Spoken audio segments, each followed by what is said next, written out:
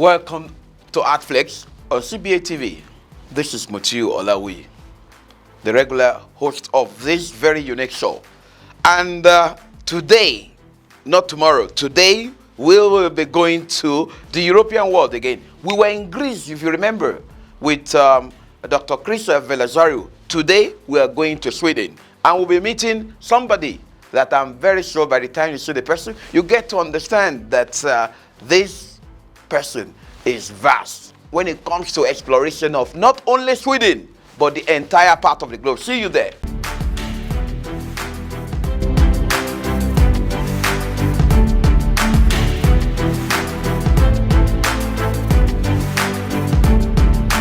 Welcome back to the other side of the studio. Today, as I've told you earlier, we will be considering the Swedish literature. And who am I dealing with today? I'll be dealing with Bengt O Björklund. Who is this wonderful writer? From his appearance, you can see that he has been in the literary world for many years, for over 5 decades. Bengt O Björklund was born in 1949. So, and he moved from one part of the world to another. He has got a lot of experiences. I don't want to go deeply into his life, but because we're going to be discussing about a lot of things about him. But I want you to understand that this man is a musician, is a poet, a National Beat Poet Laureate. He received that international award in the United States last year, and he will be hosting International Beat Laureate across the globe in Sweden in 2020. Welcome to the show. Thank you. Thank you. All right, please tell us about the Swedish and the literary world of the Swedish. What is it about?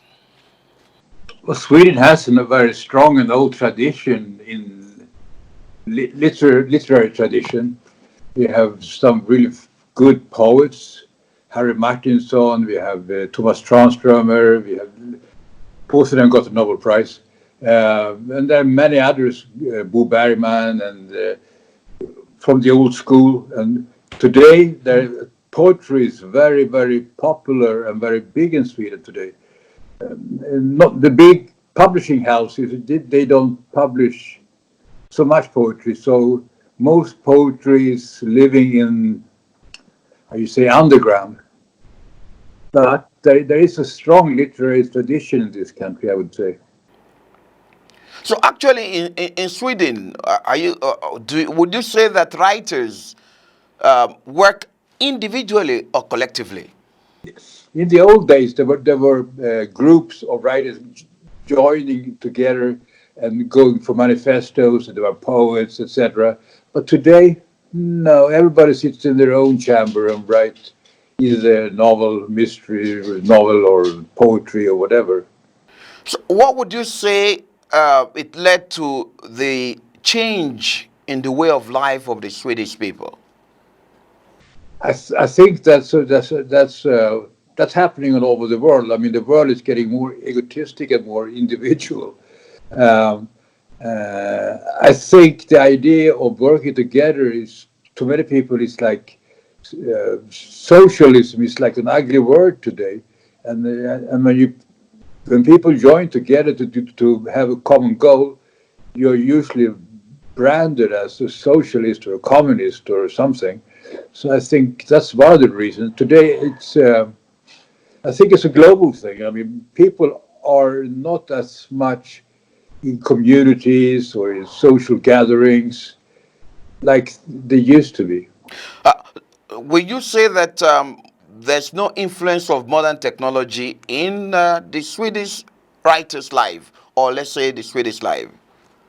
Yes, I mean, yeah, if you're talking about like Facebook, or I guess Facebook is the biggest one when it comes to poetry. I have so many poets on my Facebook wall. I mean, I have like almost 5,000 people on my list, and most of them are poets or artists or musicians. And I think Yes, it's the social media is a great thing. I love social media. It's one of the best things that's happening for the artistic people, because we have a chance to join hands and to talk to each other and do things. But so far, I haven't. There are many groups, like on Facebook. There are many poetic, artistic groups, etc. But it's not like in the old days where you joined, when we were in the same place and you talked about things and I lack the physical. So, what do you mean? Are you trying to say that you are more of a traditionalist and less modernist? So, what are you trying to say? Does it mean you are not really going with the trend of the modern system with regards to living one's life operationally, dealing with other people across the world?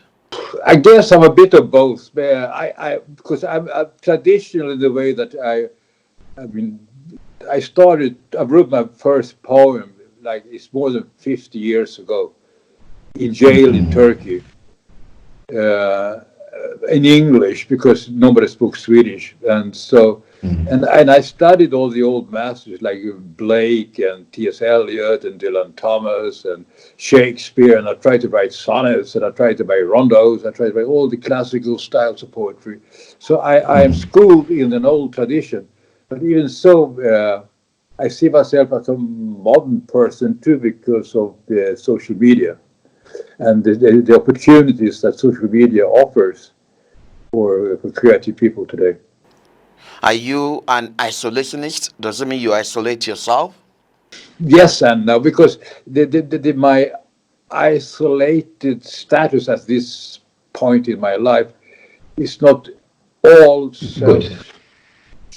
It's just happened like this. I mean, like 20 years ago, I was a very social person and socializing with lots of people, living in the city. Now I live outside the city in a villa, and I have no contacts with my neighbors. I have no contacts with hardly anyone except for social media. So it's I don't know how to answer your question actually. All right, let's go back to what we're talking about. How is Swedish world now compared to the past? Socially, it's turning more extreme, right-wing extreme, I'm sorry to say. 20% of the Swedish people vote for an right extreme party last election. Economically, the conservatives of this country have running all kinds of schemes to shift the wealth from the common coffers to the private coffers. And the gap between the rich and the poor is it's mad. It's going so fast. It's opening like a chasm, and it's opening very fast. So I'm not very happy about my country today. So let's deviate from the writing world. What about the publishing world or publishing activities in Sweden? It's for poetry. It's really bad because the big publishing houses they only publish poets that are even friends or family. It's nepotism, and usually it has to be a young, usually a woman. I don't mind young and women, but you understand my point. It has to be so socially correct. It's only like an old poet like it's not considered for publication in the big publishing houses. So and that goes. I mean, there are so many poets in this country, especially on social media. You can see. I mean, I have probably 2,000 Swedish poets on my wall. And not all of them are good, of course, but some of them are really good, but none are getting published. So I think the publishing situation in Sweden is very difficult. No one wants to bet on a new poet. So what are Swedish writers generally doing to reduce the challenges faced by Swedish or upcoming Swedish writers, since there are a lot of challenges that they face with regards to publication of their work? What are they doing? The only option left are, of course, are small publishing houses or self-publishing. Yeah, self-publishing is one way to get yourself to the market, particularly when you don't have the network to get your work published. It's not only in Sweden; it happens every other part of the world too. Their viewers at home, at least we've been able to understand the world of the Swedish. And then we have got to know what are some of the pros and the cons of writing as Swedish. Uh, we will have to go for a break now. When we come back, we'll be discussing about the world of this great writer himself. See you then.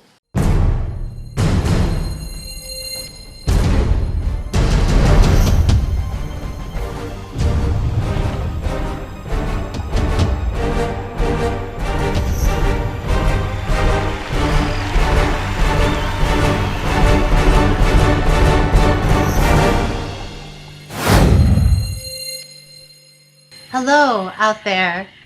Tune in to CBA TV, the voice of East Africa and beyond. There's so many people around the world who are watching along with you. Welcome back to the second part of this wonderful show, Artflakes. If you are joining us for the first time, this is the only show in the entire Africa where we explore the world of the people through literature.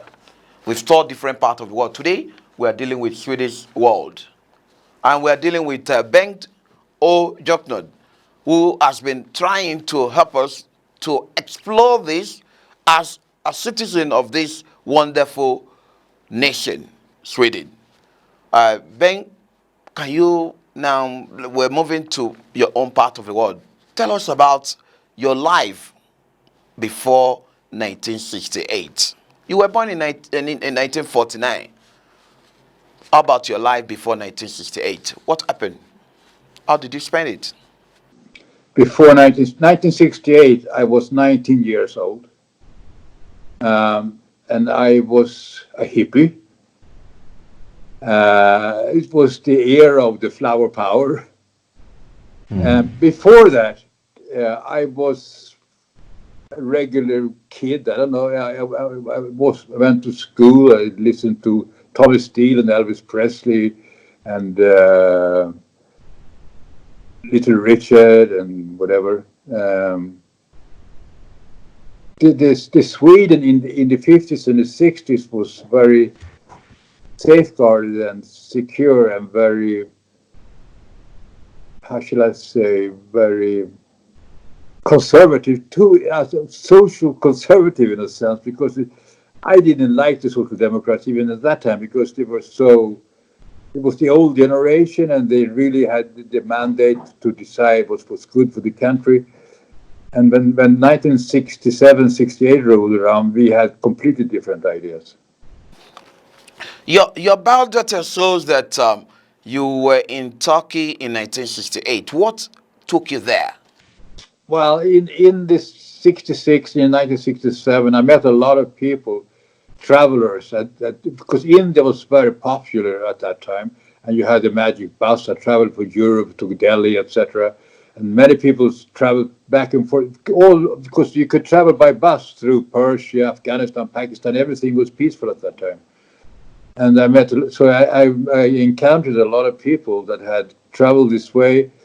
So I decided in 1968 I'd go to India. That's where I was going.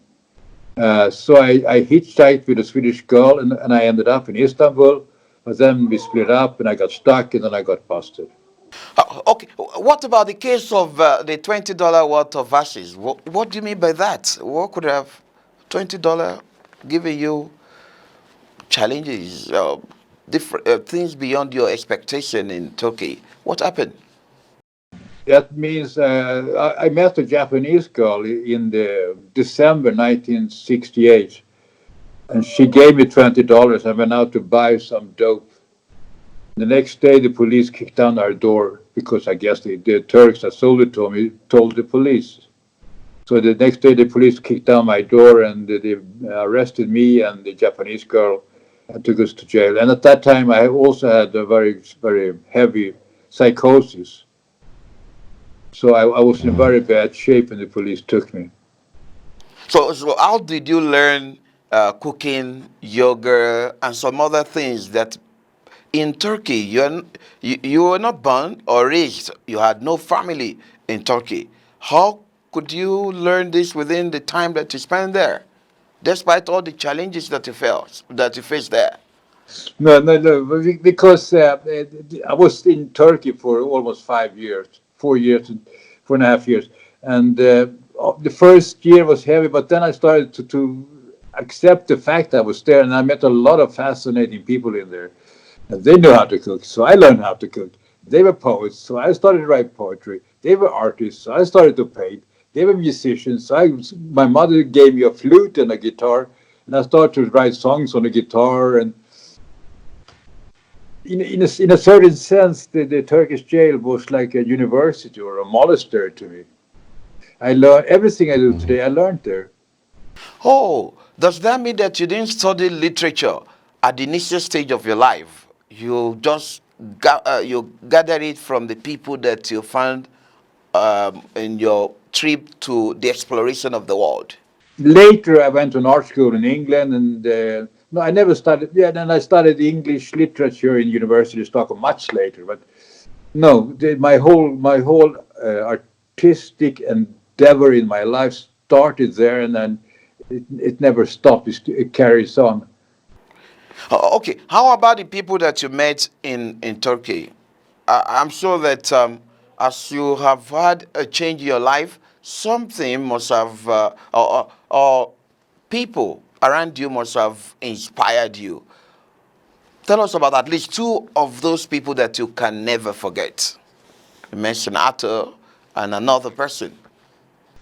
Let me say, first of all, both of them have passed away since many, many years.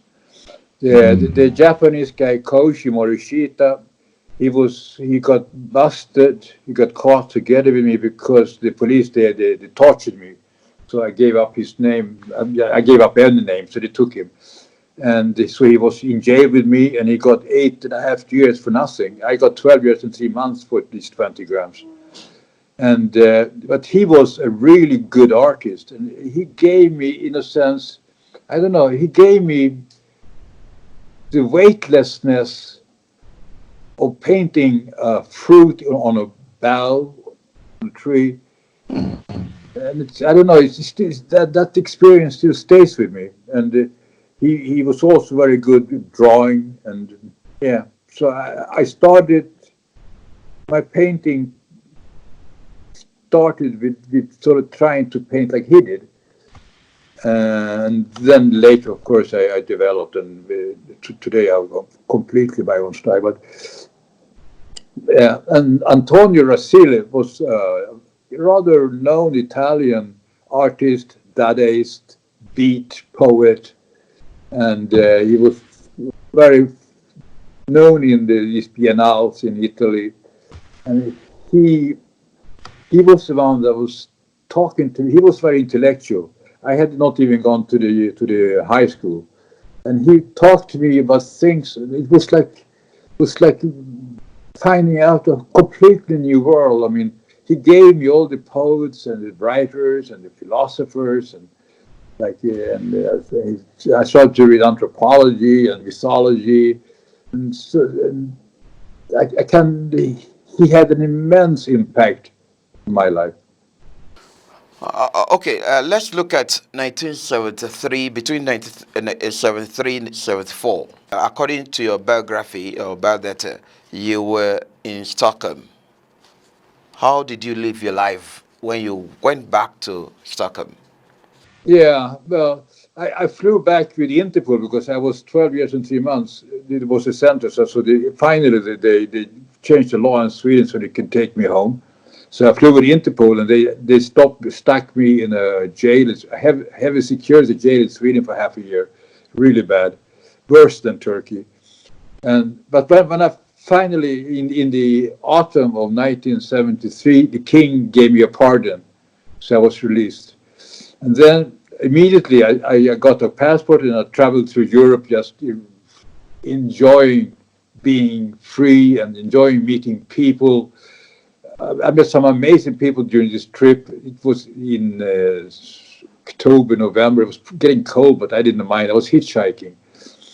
And then when I came back to Stockholm in December, then I got my own apartment in Stockholm, and I started to paint, really painting for the first time seriously. And I was painting every night for half a year. I produced so many paintings, and later they were in an exhibition in Denmark.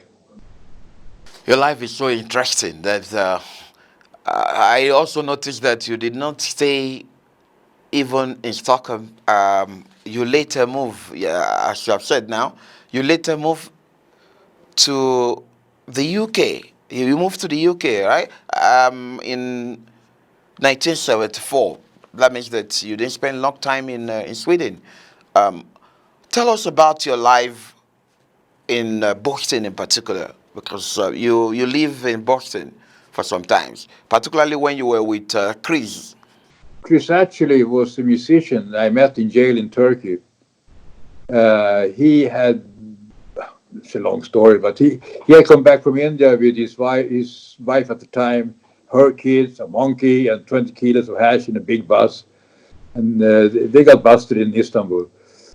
And when we were in jail in Istanbul, we all talked about, when we all get free, we're going to start a circus that can change this world. He said, we're going to make a circus that has poetry, music, dance, health, food, theater, whatever. And so we started to work on this goal. And in 1974, Chris actually came with a big removal van to Stockholm.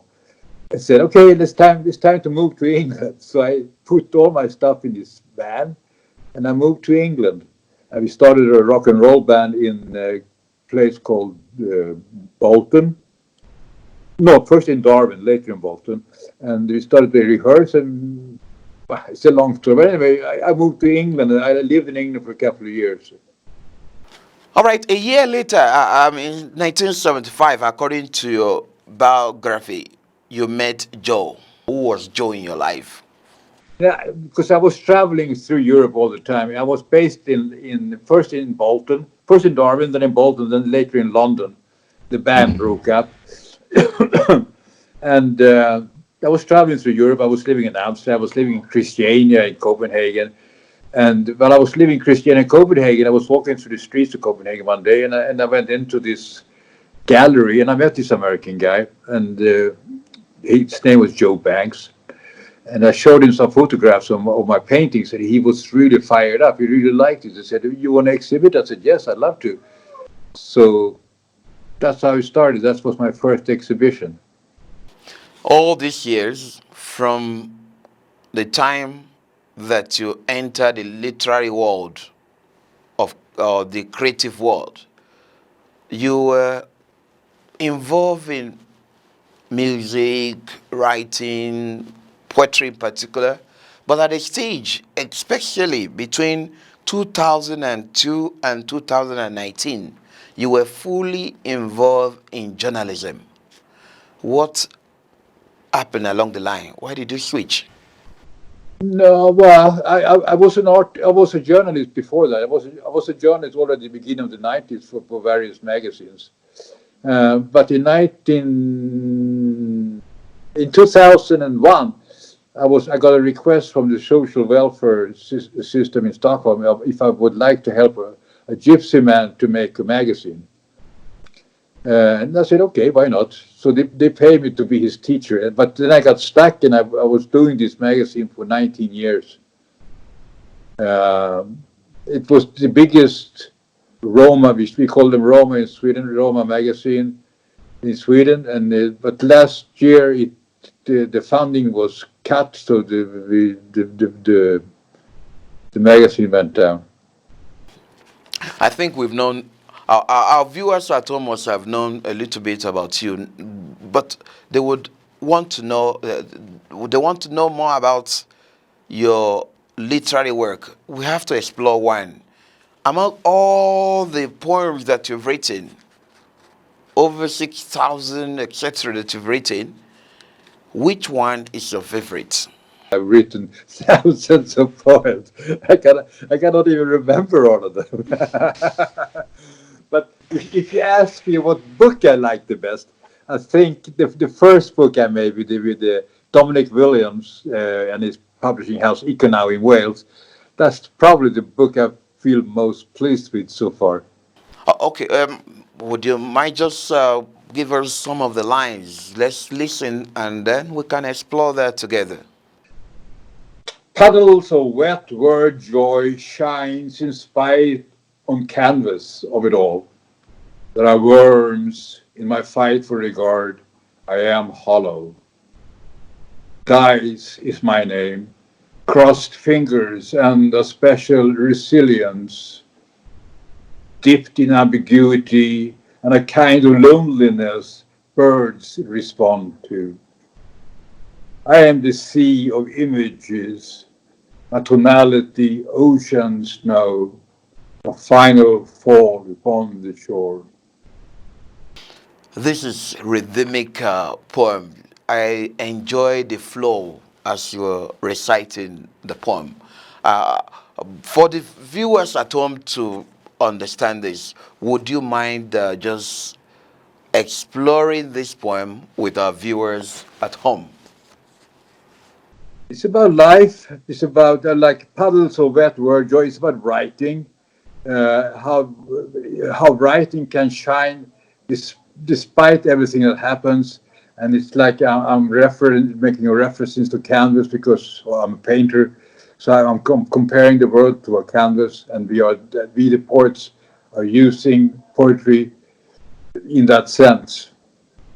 And I'm saying dice is my name, cross fingers and a special resilience, because everything we do is always subjected to chance and dipped in ambiguity and a kind of loneliness birds respond to.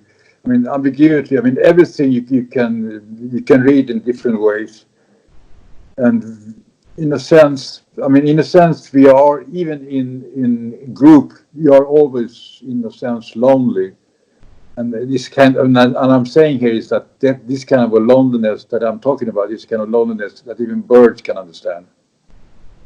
And in the final verse, I say, I am the sea of images, a tonality oceans know, a final fall upon the shore. It's a kind of description, I guess, of, you might say, even pompous, but it's who I am. I am a sea of images.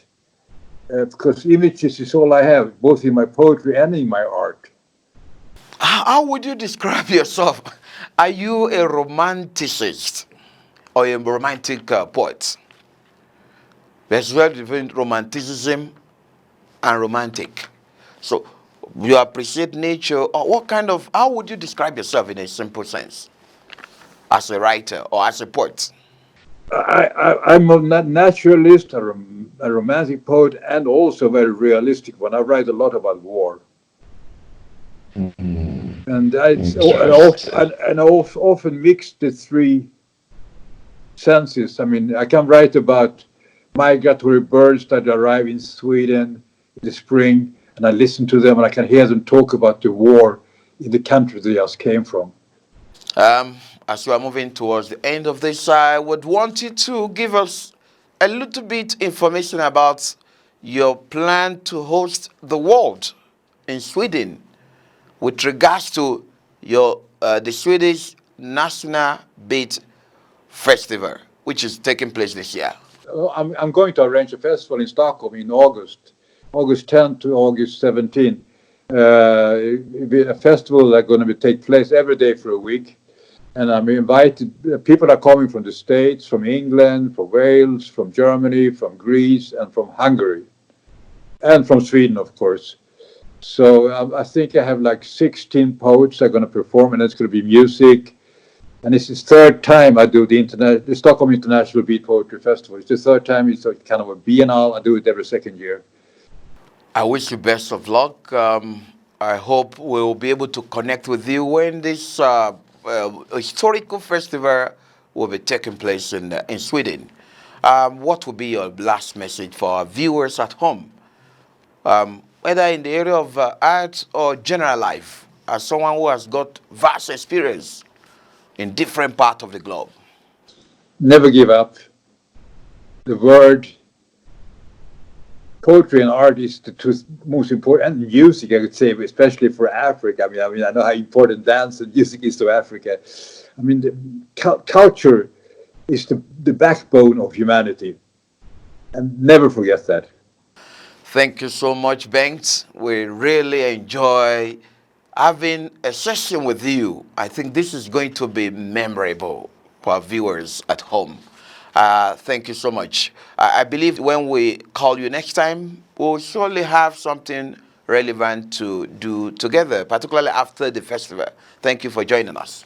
Dear viewers at home, this is where we're going to put the curtain of this session.